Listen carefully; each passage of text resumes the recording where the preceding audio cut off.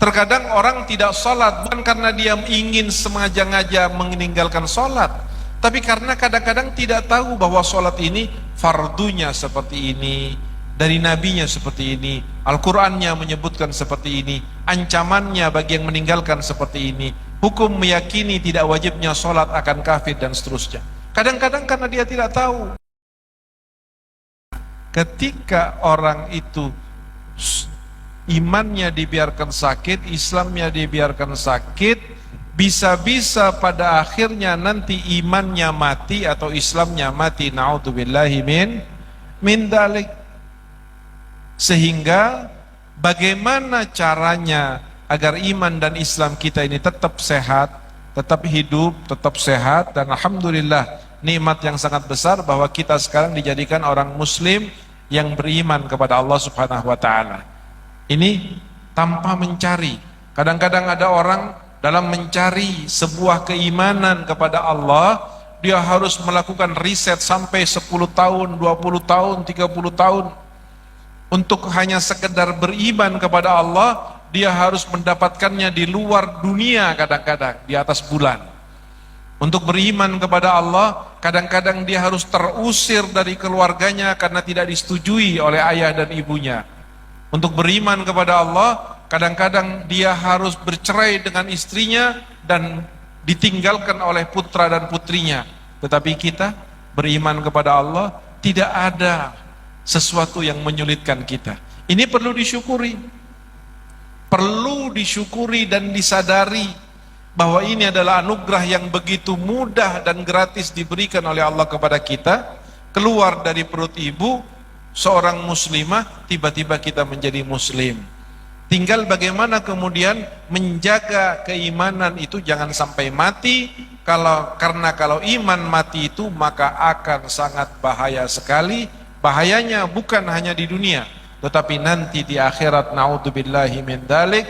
Dikatakan oleh Allah di dalam Al-Quran, khalidina fiha abada, dia akan berada di neraka selama-lamanya, na'udzubillahi min dalik.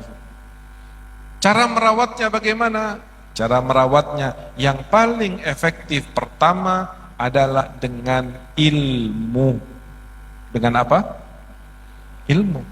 Karena ilmu ini pintu untuk mengetahui apapun, bagaimana caranya, seperti apa pelaksanaannya, bagaimana cara merawatnya, itu harus dengan ilmu. Orang jauh dari ulama, jauh dari majelis, enggan untuk hadir ke tempat-tempat pengajian. Bagaimana dia akan tahu mana yang terbaik, mana yang bahaya, mana yang dosa, mana yang besar, mana dosa kecil, mana yang makruh, mana yang sunnah. Karena dengan ilmu inilah kita kemudian bisa menjadi tahu. Bahkan dengan ilmu sendiri belum tentu kita kemudian menjadi baik.